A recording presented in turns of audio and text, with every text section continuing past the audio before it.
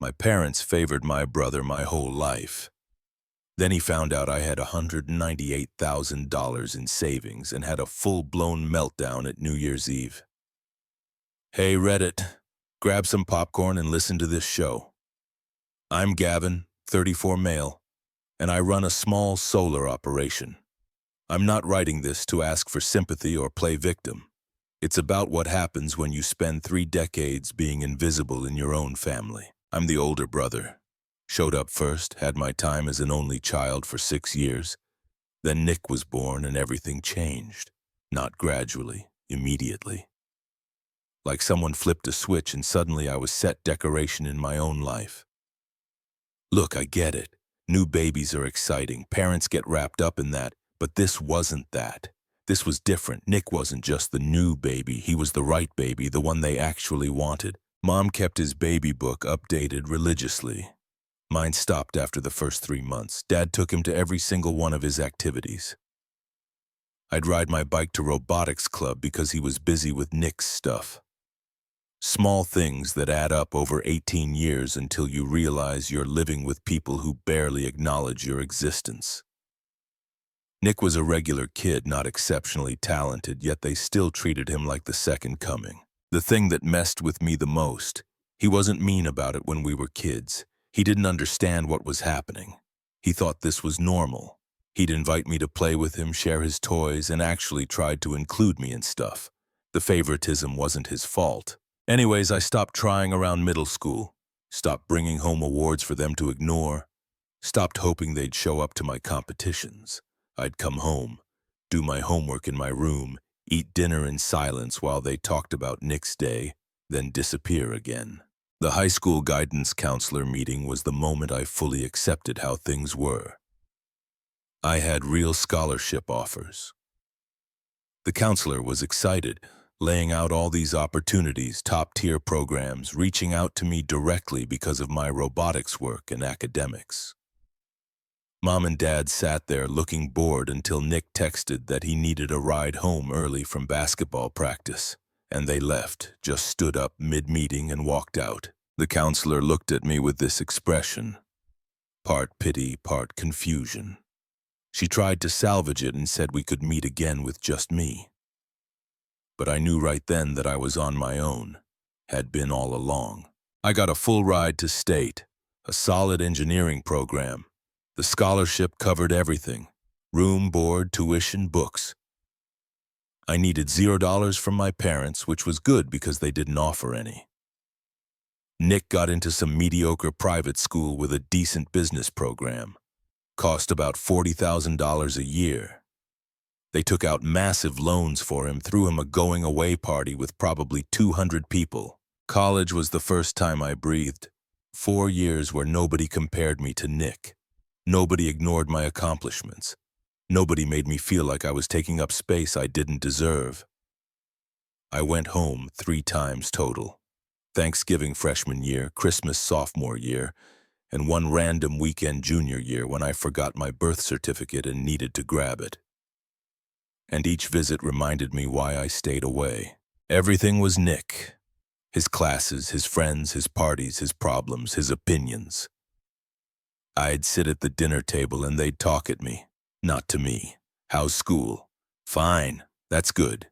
Then right back to Nick. After graduation, I bounced around for a bit, worked a couple of regular engineering jobs, saved like crazy, and started learning everything I could about solar energy systems. The industry was growing fast, and most people were focused on installation. I saw an opening in maintenance and operations, started freelancing on weekends. Small contracts with solar farms that needed regular upkeep, but didn't want full-time staff.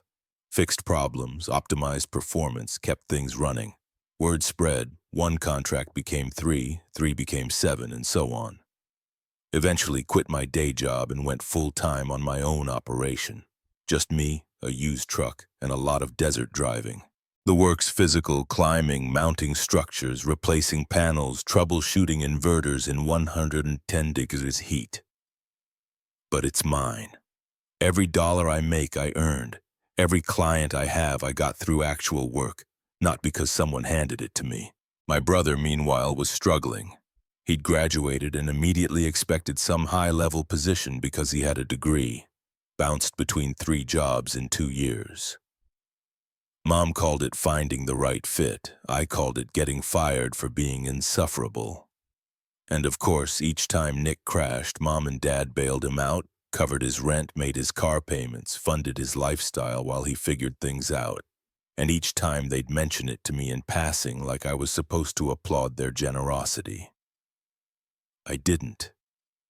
I was busy building something real. Now, let me tell you about my wife, Rebecca. We met at a solar industry conference 5 years ago. I was there checking out new panel technology.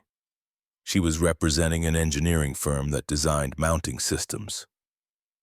We ended up in the same breakout session about efficiency losses in extreme temperatures. She asked a question that stumped the presenter, something technical about thermal expansion coefficients. The guy fumbled through a non-answer. After the session, I found her and we spent 2 hours talking about actual solutions. She was sharp and direct, didn't do small talk or fake politeness. We exchanged numbers, started texting about work stuff, then grabbed coffee, then dinner. 6 months later, she met my parents. That first dinner at their house, I should have known better.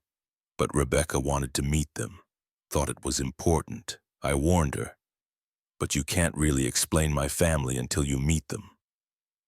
We showed up and Mom immediately asked Rebecca about her job.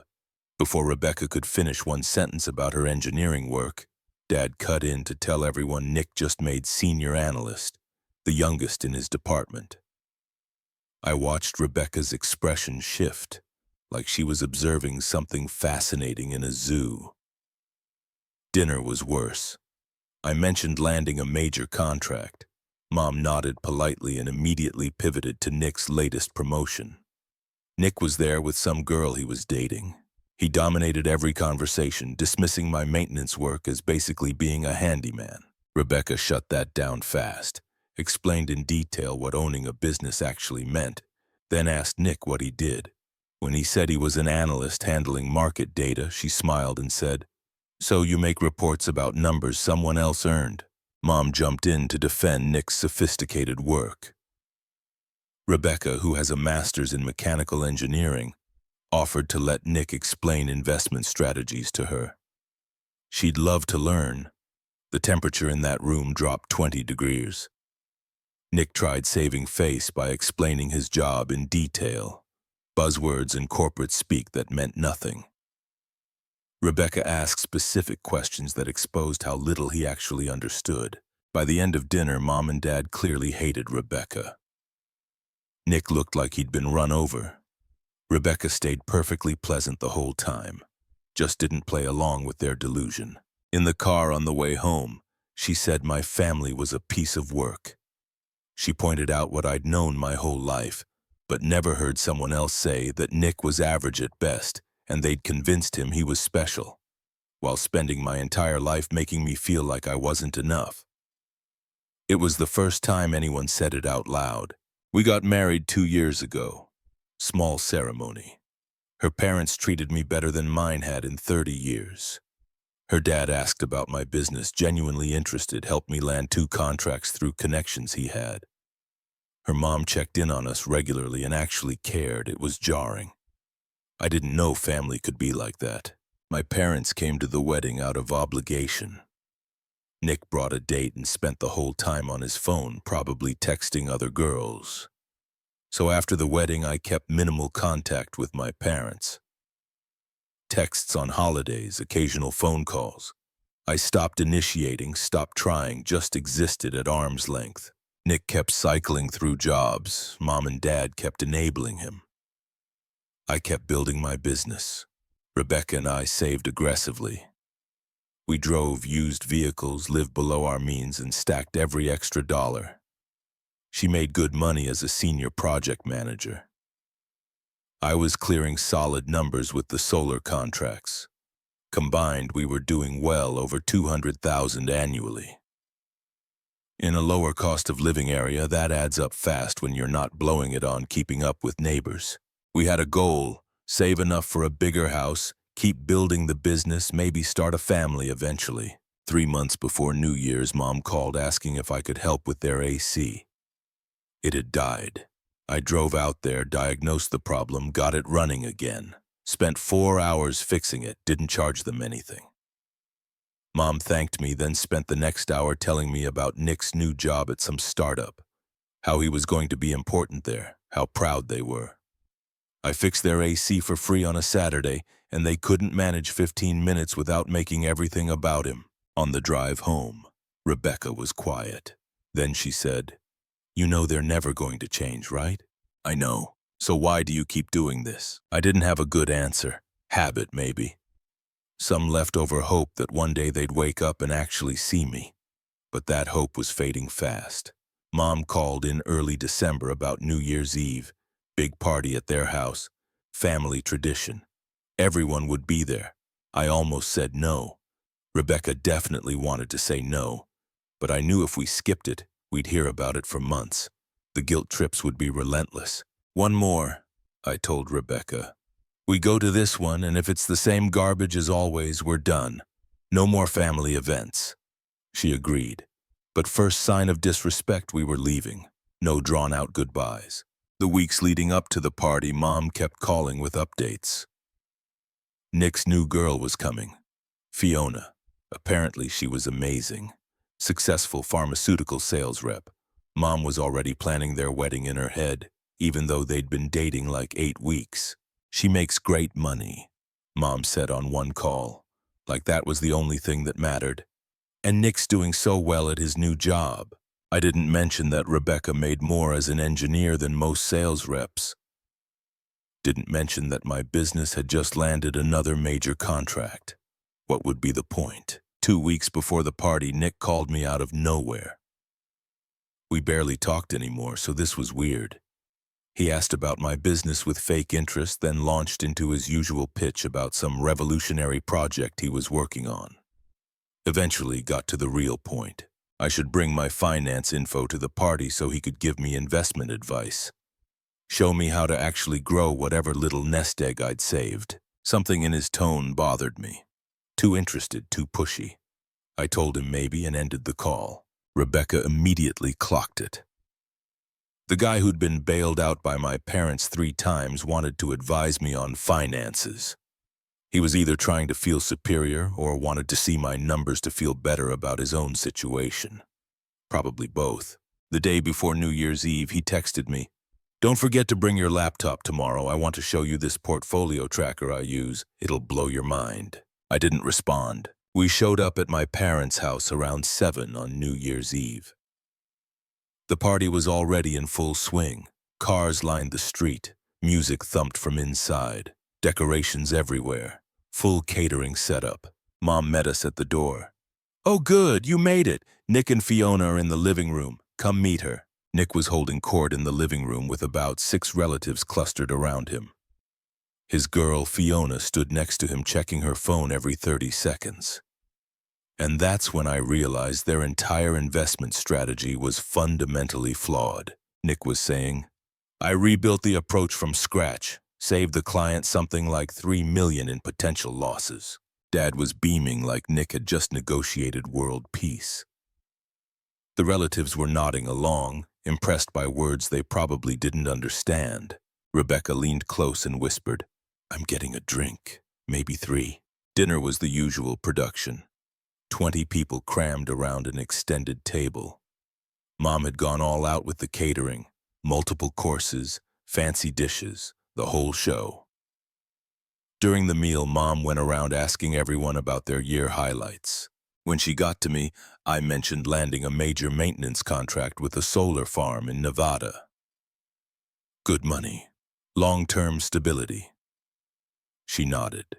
"That's nice, honey." Then immediately turned to Nick. "Nick, tell everyone about your promotion." He launched into a 20-minute speech about his career trajectory. How he'd worked his way up. How his superiors recognized his talent, how he was on track to make partner by 40, blah, blah, blah. I caught Uncle Ron's eye across the table. He gave me a sympathetic look. Ron was the only relative who'd ever really asked about my life. He was a retired electrician, understood the value of real work. After dinner, people spread out through the house. I ended up in the kitchen talking with Ron for maybe 30 minutes. Then Nick appeared in the doorway. "Gavin, got a minute? I want to show you something in the den." I followed him. Several relatives trailed behind us, curious. Rebecca caught my eye from across the room, her expression saying, "Here we go." He had his laptop set up in the den. Some financial dashboard pulled up on the screen. It looked expensive and complicated, probably more flash than substance, knowing Nick. "Check this out," he said as relatives gathered around. "This is how I track my portfolio. It integrates with all your accounts, shows real-time performance, projects growth based on market conditions, professional-grade software." The relatives crowded closer, impressed by the colorful charts and graphs. "This is how you actually manage money in the modern age," Nick continued. "Not just letting it sit in some basic savings account, earning basically nothing." I told him my money was fine where it was. He pushed back. What was my return rate? 0.5%? I was losing money to inflation. He could show me how to actually build wealth instead of treading water. Uncle Ron even chimed in that Nick had a point. Nick kept pressing. How much had I even saved? 15, 20 grand, maybe 30 if I'd been really disciplined. When I said it was none of his business, he went in for the kill, acting like he wasn't judging me for not making professional-level money, just trying to help me maximize whatever I'd got. Several relatives chuckled. I was the punchline again. Rebecca appeared next to me, voice cold, warning Nick to be careful how he finished that sentence. He doubled down, saying I worked a job that didn't exactly come with huge paychecks. He was just trying to help. Rebecca shut that down hard. Explained exactly what owning a commercial operation meant. The contracts, logistics, finances, technical work. But sure, reduce it to blue collar to feel superior. Mom rushed over, defending Nick's helpfulness. Dad warned that nobody was insulting anyone. Nick was just offering his professional expertise as a gesture of goodwill. I was about to walk away when Nick reached for my phone on the side table, saying he'd just pull up a savings calculator to prove his point. I grabbed it before he could touch it. His eyes lit up. That look he got when he found an angle. He turned to the gathered relatives and announced I probably had like $5,000 in savings and was too embarrassed to admit it. That's why I was being so defensive. The relatives laughed, some awkwardly, some genuinely amused. Something in me shifted, not anger, something colder and more final. I was done pretending this was normal. "You really want to know?" Nick nodded, still smirking. "Let's see what we're working with so I can give you proper advice." I pulled out my phone, opened my banking app, and handed it to him without a word. He took it, still smirking. That smirk lasted maybe 3 seconds. His face went white. All the blood just drained right out. His hands started shaking so bad. "What is it?" Mom said, concern creeping into her voice. "Nick, what's wrong?" Nick's voice came out strangled. This can't be real." "It's real. What is it?" Dad moved closer, trying to see the screen. Nick held up the phone with a trembling hand. "Gavin has $198,000 in savings." The room went completely silent. You could have heard a pin drop in the next county. Everyone stared at that phone screen like Nick was holding evidence of a crime. Uncle Ron's eyebrows shot up. My aunt's mouth literally fell open. Dad's face cycled through confusion, shock, and something else I couldn't quite read. Mom recovered first. "That's impossible. Gavin fixes solar panels. He can't have that much money saved." "But he does," Nick said, still staring at my phone like it personally offended him. "It's right here, savings account, 198,000 freaking dollars and some change." Rebecca crossed her arms.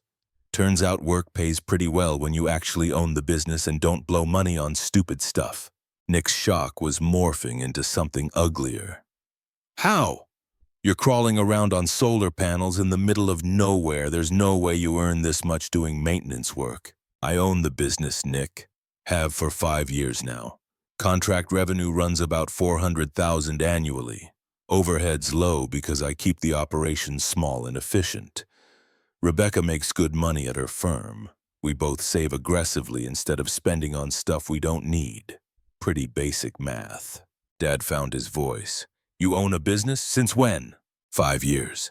You never told us that. I did, actually, multiple times. You just never listened. Mom's face was flushing red, that defensive anger building. We thought you were doing handyman work. You let us think.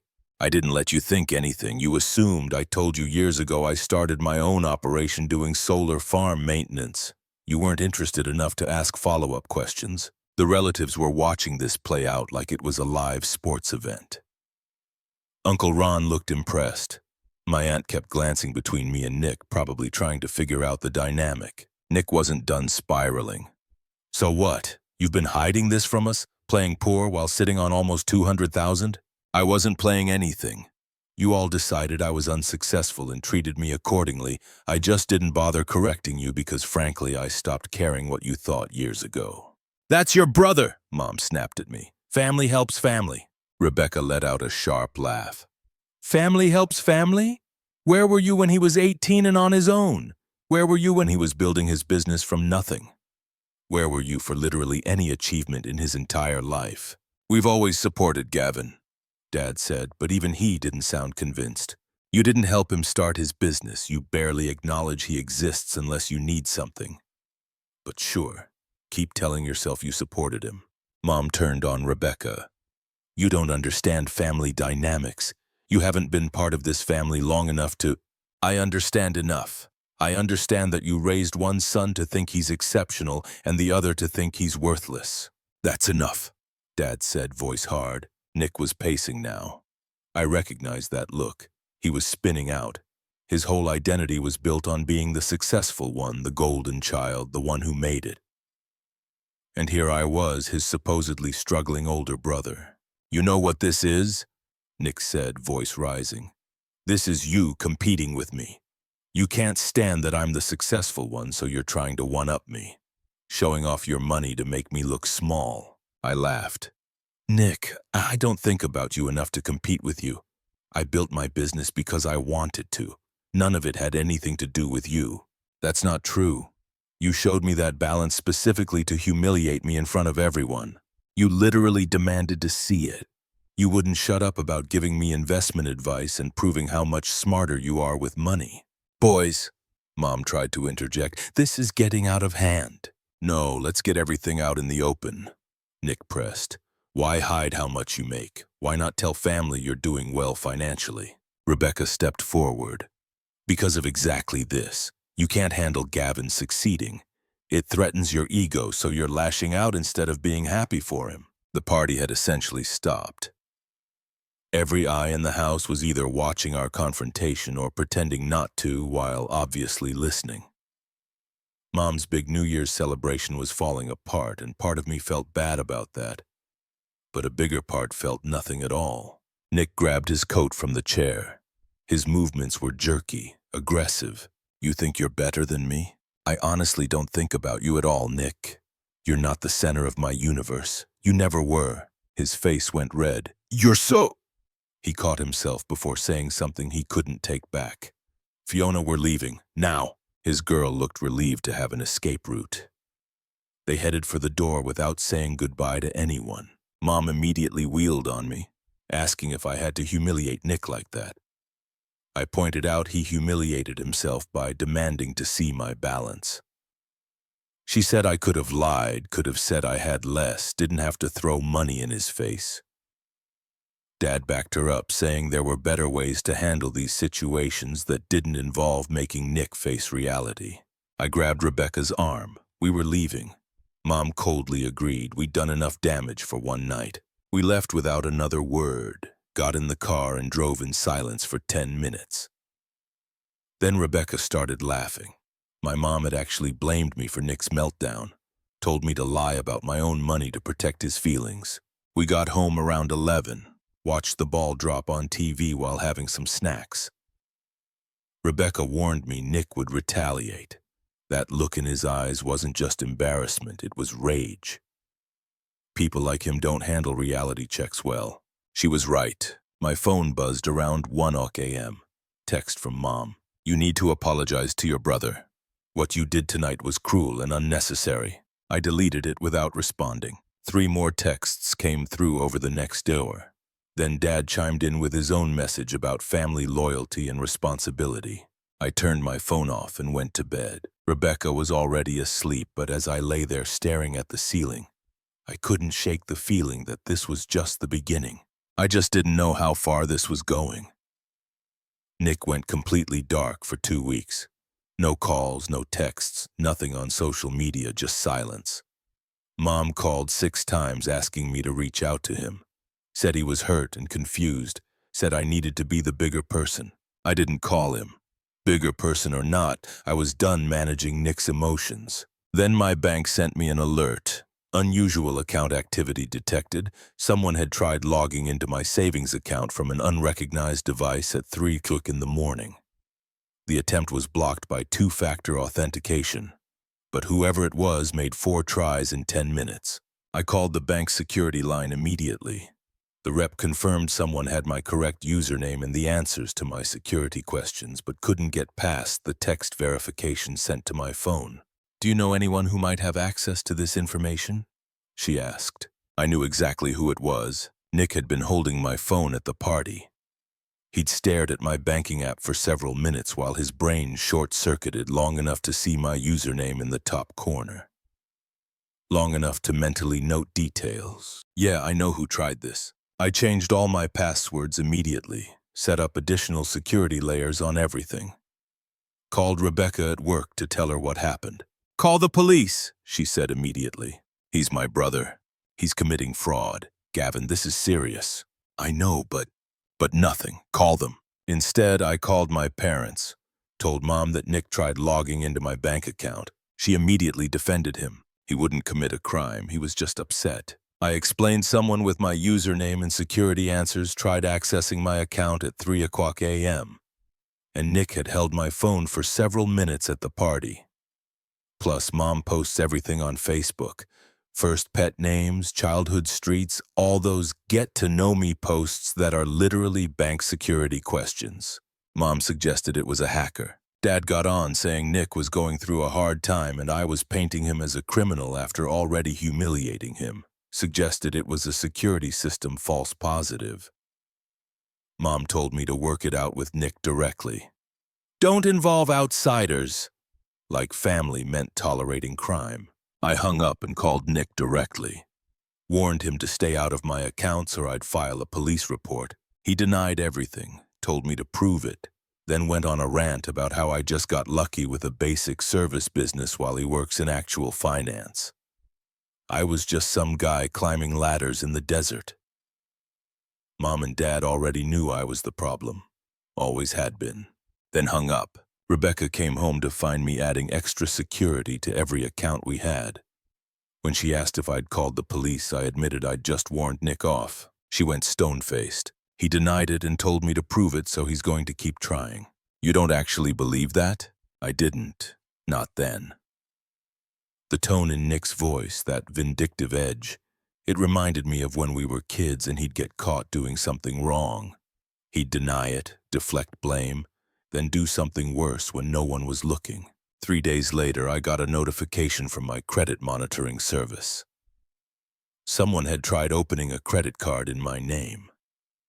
The application was flagged for verification issues, but it had been submitted with my personal information. Then another attempt, a loan application, also flagged and declined. This time I drove to the station and filed a report. Brought all the documentation, the login attempts, the credit applications, everything. The officer took my statement and opened an investigation. This is clearly identity theft, he said. We'll need to follow up with the financial institutions, but you've got solid evidence here. You know who's doing this? My brother. The officer's expression didn't change. He'd probably seen worse. We'll need to investigate, but if it's him, he's facing serious charges. 2 days later, detectives showed up at Nick's apartment. He denied everything at first, but they had evidence. His IP address matched the login attempts. His device fingerprint matched the credit applications. They found my personal information saved in a spreadsheet on his computer.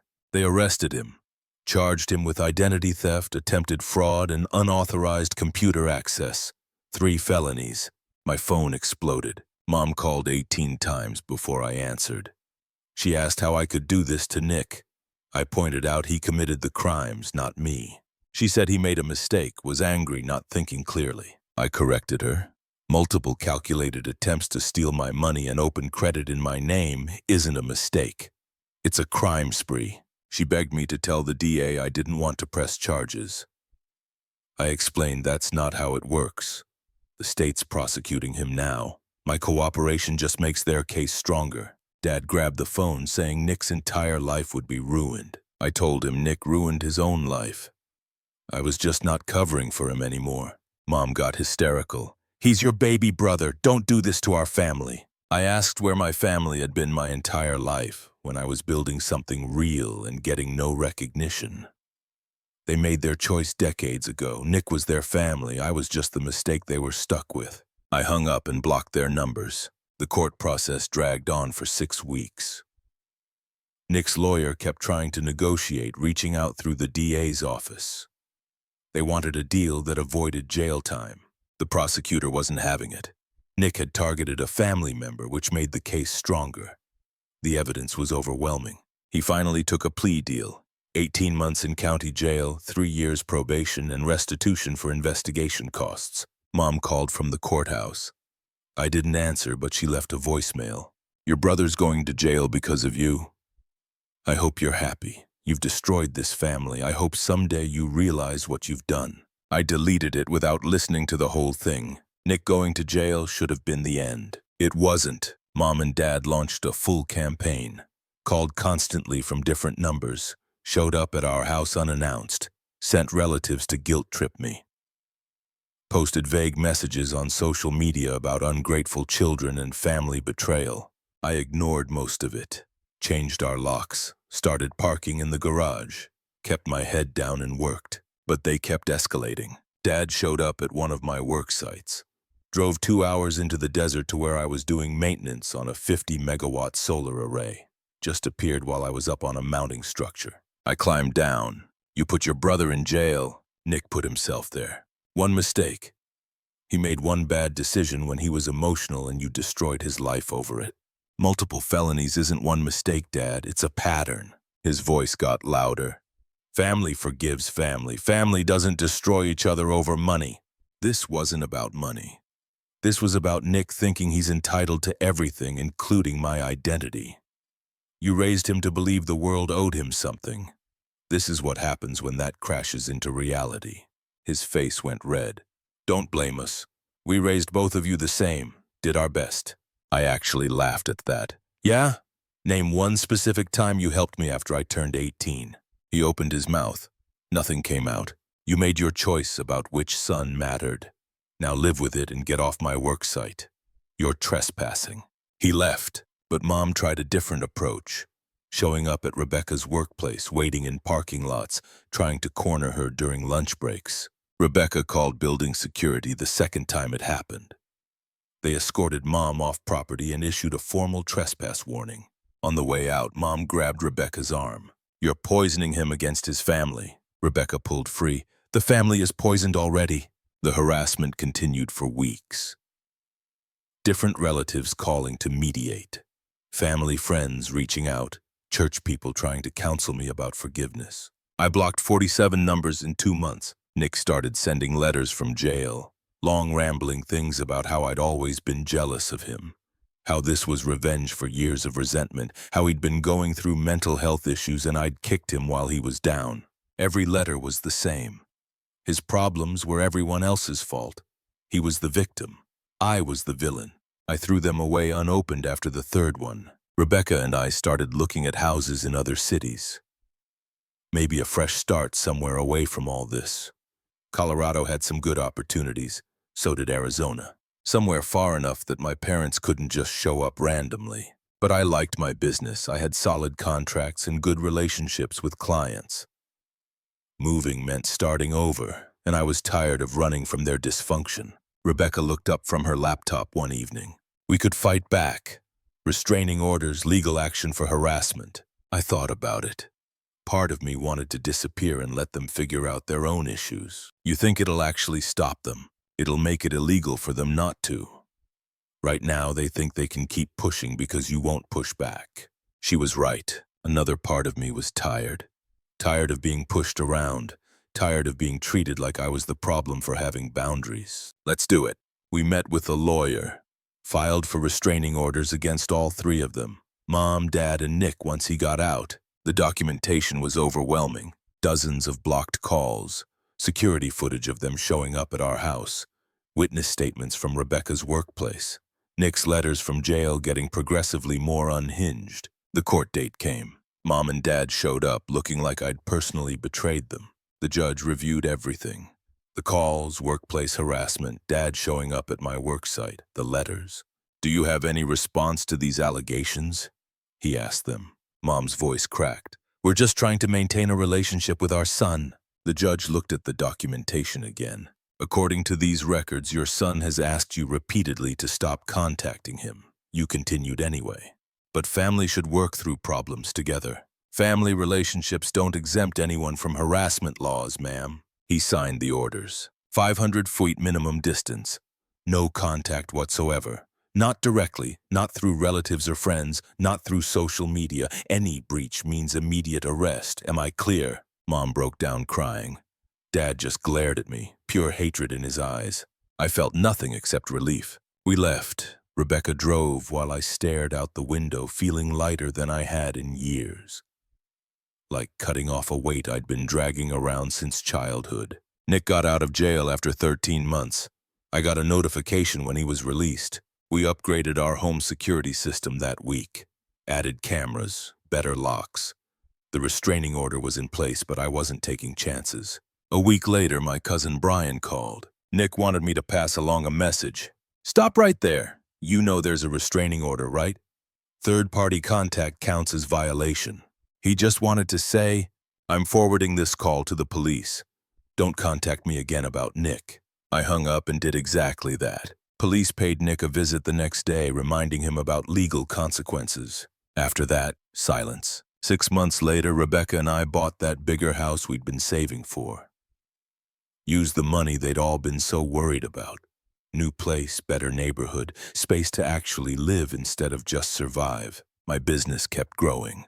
Hired 2 full-time employees, landed contracts with 3 more solar farms, bought new equipment. Things were good. Mom and Dad tried occasionally. Birthday cards sent to Rebecca's parents' address. Messages through old family friends. I ignored all of it. The restraining orders got renewed when they came up for review. Nick posted on social media sometimes, vague stuff about betrayal and fake family, quotes about karma and forgiveness. I had him blocked, but mutual acquaintances would show me screenshots occasionally, thinking I should know. I didn't care. Let him post whatever made him feel better. It didn't affect my life. Uncle Ron reached out one last time about a year later. He'd stayed neutral through most of it, which I respected. Now he was making one final attempt. We met for coffee. He got straight to it. "Your parents aren't getting any younger, Gavin. Don't you want to reconcile before it's too late?" "No." He looked surprised, like he'd expected hesitation. "Being a parent requires more than biology, Ron. They made their choices for 30 years. Now I'm making mine. You might regret it someday." "I really won't, but I appreciate the concern." He studied me, then nodded. "All right then." He stopped trying after that. Some people talk about family like it's sacred. Like blood relation means automatic loyalty. But I learned the hard way that family is supposed to build you up, not tear you down. It's supposed to support you, not steal from you. It's supposed to celebrate your success, not resent it. My real family is Rebecca. Her parents, who welcome me completely. The friends who actually care about my life. The employees who show up and work hard. That's family. The people who raised me, the brother who tried to destroy me financially, they're just cautionary tales now. That's the only real revenge. I guess sometimes the best thing you can do is cut off the dead weight and move forward. Even if that dead weight came out of the same womb you did, especially if it did.